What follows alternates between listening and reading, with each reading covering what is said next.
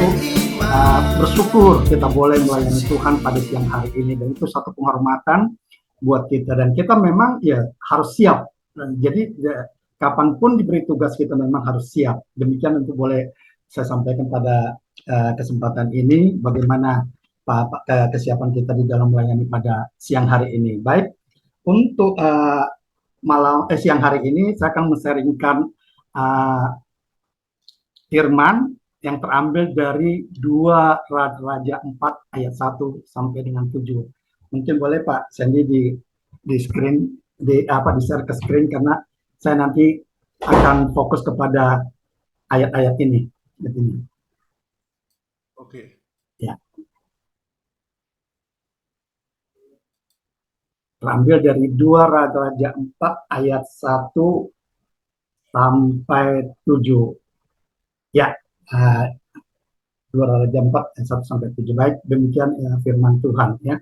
Nah, ini firman ini mengisahkan tentang seorang janda yang ditinggalkan oleh ditinggalkan oleh suaminya, seorang hamba Tuhan yang punya utang. Dan kita boleh tahu nanti bagaimana ayat-ayat ini boleh kita baca di rumah saja, karena kebetulan keterbatasan waktu untuk boleh kita baca. Tapi saya akan tetap kita minta Pak Sandy tetap di screen ini, karena saya akan dari ayat-ayat ini akan kita bahas satu persatu. Tapi sebelumnya mari satukan hati kita berdoa dulu. Bapa, di dalam nama Yesus, terima kasih Tuhan untuk boleh siang hari ini kami boleh berkumpul, kami boleh berfellowship Tuhan.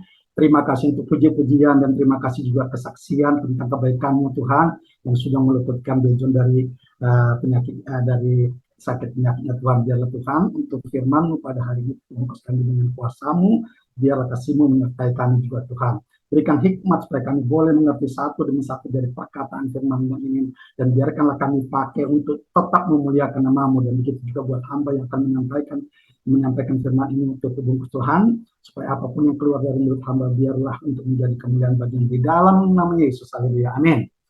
Baik. Dari nats ini ya, dari tadi yang sudah saya mengambil tema untuk sharing kita pada. Mungkin bicara lebih kelas karena kita udah maksimum mahasiswa Pak Tony. Oh sorry, ini sudah boleh. Jelas dah. Lebih kelas lagi ya. Udah, oke. Bisa. Udah bisa. Wajar, harus keluar ini bataknya juga kenceng. Baik. Nah, saya mengambil tema untuk nats kita pada siang hari ini, hidup yang berdampak, mujizat terjadi. Jadi hidup yang berdampak, mujizat terjadi. Nah, kalau kita dari ayat yang kita baca ini ya, dari nas Alkitab ini, ada 5 tanda hidup yang berdampak. Jadi ada 5 tanda hidup yang berdampak supaya mujizat bisa terjadi. Nah, apa saja tanda-tanda tersebut yang dari ayat-ayat yang ditampilkan ini? Nah, tanda pertama kita bisa lihat di ayat 1. Jadi hidup yang berdampak itu tanda pertama itu yang bisa kita lihat di ayat pertama, di ayat 1 itu ya. Di situ dikatakan, hambamu suamiku takut akan Tuhan. Hambamu suamiku takut akan Tuhan. Nah, tanda pertama untuk hidup yang berdampak itu adalah takut akan Tuhan. Nah, dalam takut akan Tuhan, dan kita selalu berseru padanya, pada situasi kita dalam pergumulan, dalam kita punya masalah, maka Tuhan akan mengutus orang-orang yang dapat dipercaya dan berintegritas untuk menolong. Nah, tetapi di dalam kehidupan kita yang seperti biasa di dalam kehidupan sehari-hari ya, seberapa banyak dari kita yang meresponi suatu masalah atau pergumulan yang tengah kita hadapi, menghambur-hamburkan masalah tersebut kepada orang lain. Cerita ke sana, gue punya masalah begini, cerita ke situ, gue punya di rumah gue begini, pergi lagi ke sana, istri gue kayaknya begini, pergi ke anak saya begini. Mereka menghambur-hamburkan masalah tersebut kepada yang belum tentu belum tentu bisa atau mau membantu orang yang kita yang disaringkan, dikasih apa itu pengaduan itu. Belum tentu mau membantu, malah bisa jadi mungkin bocor kemana-mana masalah itu. Ya dikasih tahu, si Anu tuh kayak begini ya, si Tony begini ya, bininya si Tony begini, anaknya si Tony begini. Nah mungkin akan yang sering terjadi, yang kita hadapi, kita alami di dalam kehidupan kita sehari-hari, mungkin ada yang begitu. Tapi ada juga mungkin ya dia diam, dia tidak dapat masalah, ya dia diam aja, tidak ngomong kemana-mana, dia tahankan masalah itu. Kenapa? Mungkin dia membisu karena malu. Aduh, gue punya utang ini gimana ini sebanyak begini. Kemudian ada juga dia merasa takut. Takut, aduh nanti kalau tahu orang itu saya punya simpanan begini dan sebagainya. Mungkinnya contoh yang sekali ini ya. Dia takut untuk mengungkapkan kepada siapapun. Akhirnya apa? Semakin masalah itu menghimpit dan belum ada jalan keluar. Akhirnya apa?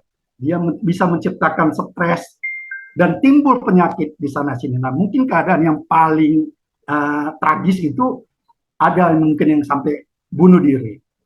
Ya puji Tuhan sih, kalau bisa dihadapi dan diselesaikan sendiri, ya puji Tuhan masalah itu bisa diselesaikan dengan riang gembira. Jadi tanda pertama untuk kita hidup yang berdampak itu adalah takut akan Tuhan. Nah, kemudian tanda kedua apa untuk menjadi hidup yang berdampak ini? Nah, di ayat 2 bisa kita lihat di situ, ada dikatakan di situ, apakah yang dapat kuperbuat bagimu? Apakah yang dapat kuperbuat bagimu? Nah, jadi tanda kedua untuk boleh kita menjadi hidup yang menjadi berkat, hidup yang menjadi berdampak itu adalah ada kepekaan dan peduli kepada sesama. Jadi ada kepekaan dan peduli kepada sesama. Nah, tapi kita lihat dalam kebiasaan kita sehari-hari ini ada kalanya ketika seseorang atau kita mengemukakan suatu pergumulan ya, atau suatu masalah kepada orang-orang yang kebetulan itu kurang tepat, kurang pas orangnya ini yang kita minta advice atau kita minta pertolongan kepadanya.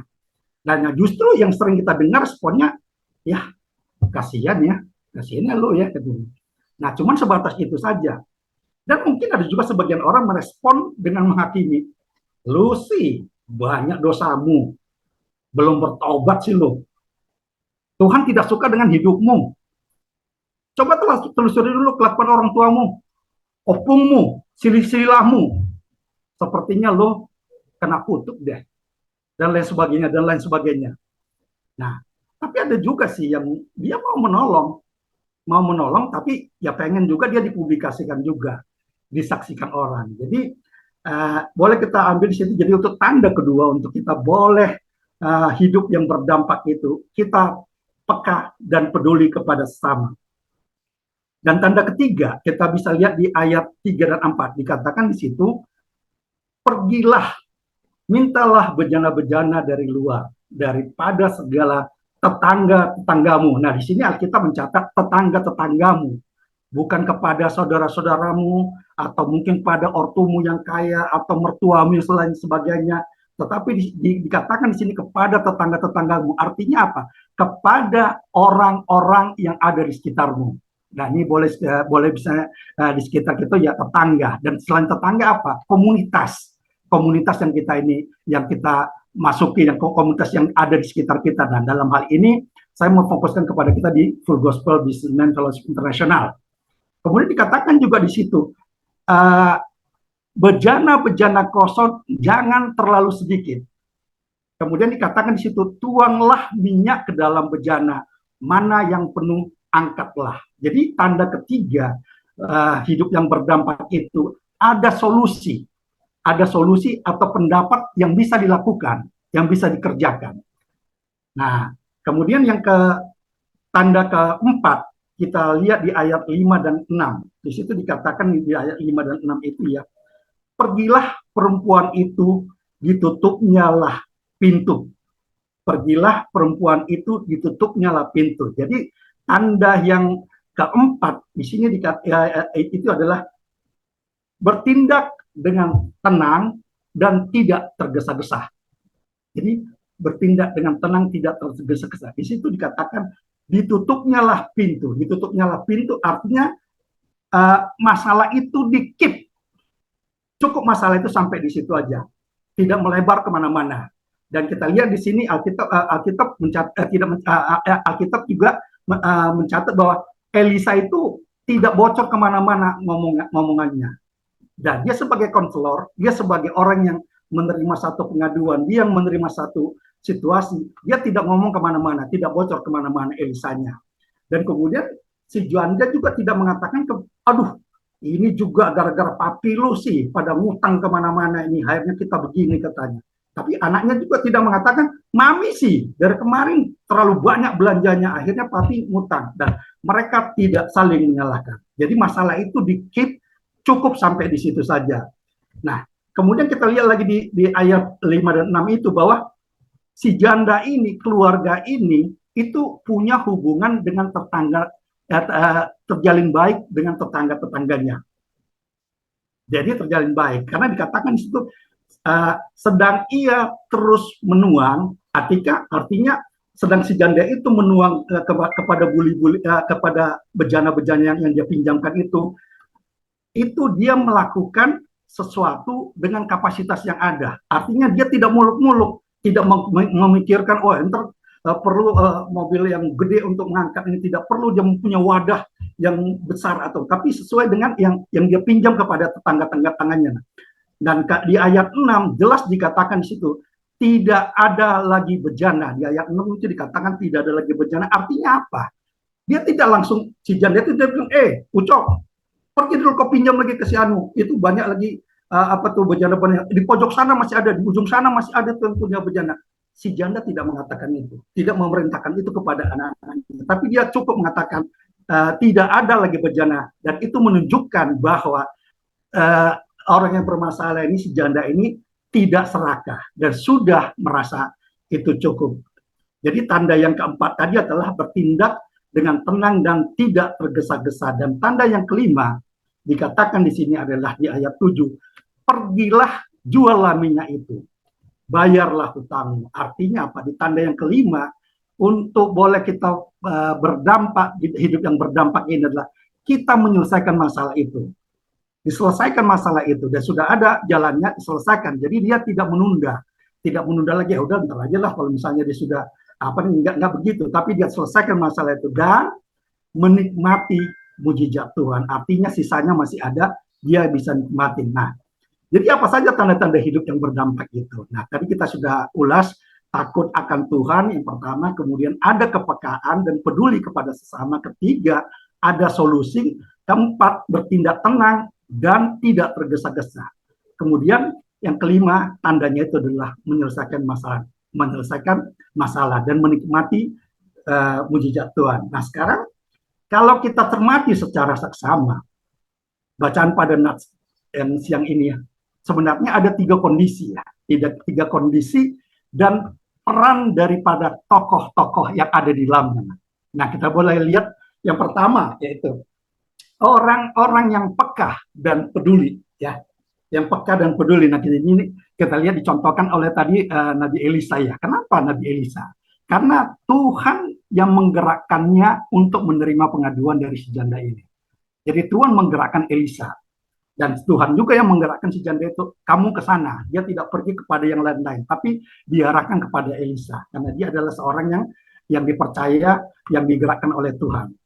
Kemudian yang kita lihat yang kedua, yang punya pergumulan.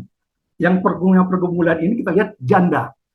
Nah, si janda ini, bisa kita lihat ya situasi si janda ini mungkin ya, dalam situasi yang begitu, dia begitu kasih terhadap anaknya. Nah, bisa kita lihat di sini karena di ayat 1 dikatakan itu ada satu ancaman sama dia yang dia utarakan kepada Elisa. Penagih hutang sudah datang untuk mengambil kedua orang anakku menjadi budaknya. Wah, ini luar biasa nih. Betapa tertekannya nih si janda ini, betapa takutnya dia, betapa sedihnya. Mungkin kalau kayak kondisi sekarang ini ya, kalau misalnya ada yang kredit macet, debt collector datang, yang mungkin tinggal ambil mobil, yang mau ngesita itu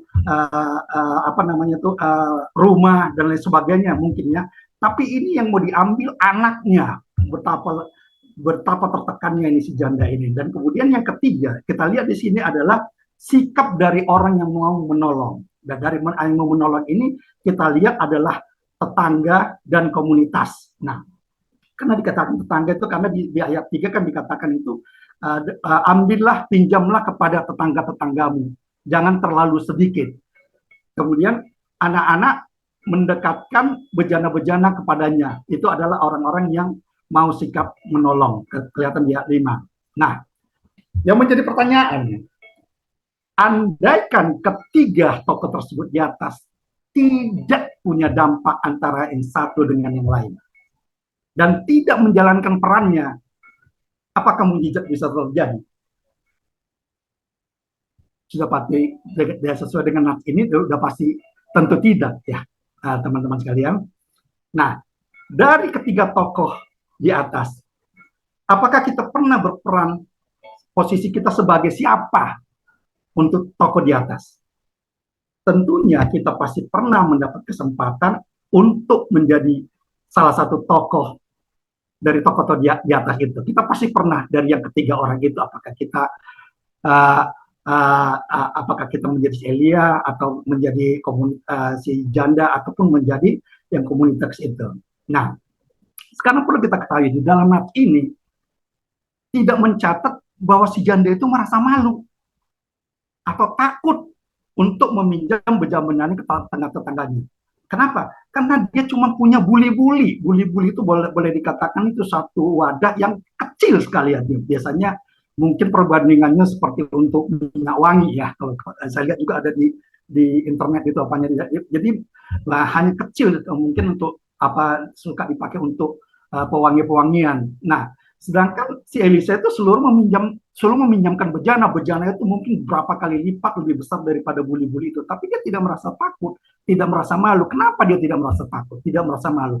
Karena hubungannya dia itu berdampak kepada orang-orang yang di sekitarnya itu yang tidak negatif. Dia adalah orang-orang yang mungkin salah satu ya bisa dikatakan yang orang baik dan bersikap positif itu ya. Dan dia tidak merasa malu. Kemudian kita juga tidak mencatat si Elisa itu, sebagian dari minyakmu itu bagikan dong ke gue, kata. Karena saya sudah mendoakanmu dan kamu sudah mendapatkan mujizat, bagi dong sama saya mujizat apa itu minyak itu. Elisa tidak menuntut demikian kepada si janda itu. Dan ketiga juga si tetangga itu tidak juga menuntut bagian karena sudah meminjamkan bejana-bejana. Saya kan sudah kasih bejana sama kamu, bayar dong uang sewanya. Tidak demikian, tetapi ketiga tokoh ini melakukan bagiannya masing-masing, melakukan porsinya dengan mengimpartasikan kasih Kristus yang begitu dalam. Jadi ada kasih Kristus yang di situ, makanya semuanya berjalan dengan baik begitu ya. Nah, demikian juga dengan kita di dalam menjalani hidup ini. Hendaknya kita juga pada suatu kesempatan berada pada salah satu dari tokoh firman kita siang ini. Nah, mungkin kita sebagai Elisa yang dapat memberi kekuatan moral dan spiritual dengan memberikan semangat dan mendoakan kepada orang-orang yang sedang bergumul atau sedang yang bermasalah yang datang kepada kita. Nah, kemudian yang kedua, mungkin pada suatu keadaan kita sebagai tetangga-tetangga atau komunitas yang boleh memberi sumbang saran atau bantuan.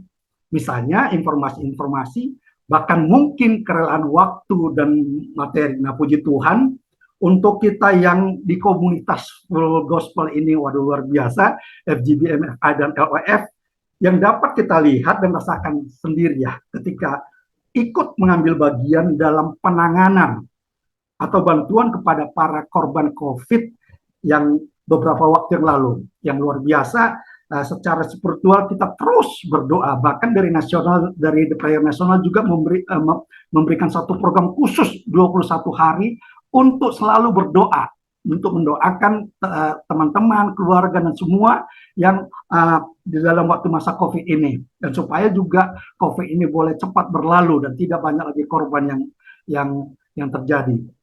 Dan juga kita lihat juga bahwa bagaimana FGB, MFI, dan LOF ini ikut terlibat, ikut langsung berdampak di dalam penyaluran obat-obat kepada teman-teman yang tengah kena COVID-19 itu semua free. Nah, demikian juga FGB MFA juga berperan, LOF juga berperan di dalam penanganan dan bantuan kepada korban-korban bencana alam yang langsung ambil peran di dalam setiap kegiatan-kegiatan sosial. Nah, mungkin banyak lagi yang lain lah yang peran dari kita sebagai tetangga atau komunitas ini yang banyak yang berperan di dalam kehidupan kita di marketplace dan lain sebagainya. Nah, kemudian bisa jadi mungkin posisi kita dan ketika kita berperan sebagai si janda yang tengah menghadapi pergumulan atau masalah, kita harus yakin dan percaya bahwa masalah yang kita hadapi tidak akan Tuhan biarkan kita tanggung sendiri di luar kekuatan kita. Dia tetap memelihara dan akan mengutus para malaikatnya untuk menolong kita menyelesaikan masalah tersebut dengan catatan asal kita taat dan setia. Artinya waktu kita menghadapi masalah itu kita nggak usah pergi, mungkin ada yang mau pergi ke dukun sana begini atau ke dukun apa spiritual sana dan lain sebagainya. Dikatakan di sini kita asal taat dan setia. Nah, pada kondisi yang ketiga ini saya pernah mengalami dan itu ada kesaksiannya di voice kita yang terbitan terakhir ini. Saya ada di situ bersaksi bagaimana kasih dan kebaikan Tuhan di dalam 7 tahun penantian saya untuk mendapatkan keturunan. Nah, boleh nanti mungkin bapak-bapak dan sebagainya bisa melihat di sana. Nah, situasi apapun yang sedang kita perankan, sertakan kasih Kristus di dalamnya. Kenapa? Karena kasih Kristus melalui pengorbanannya di atas kayu salib untuk menebus dosa-dosa kita senantiasa menyertai kita. Demikian, maukah kita? Demikian seri yang boleh saya sampaikan pada siang hari ini. Tuhan Yesus memberkati.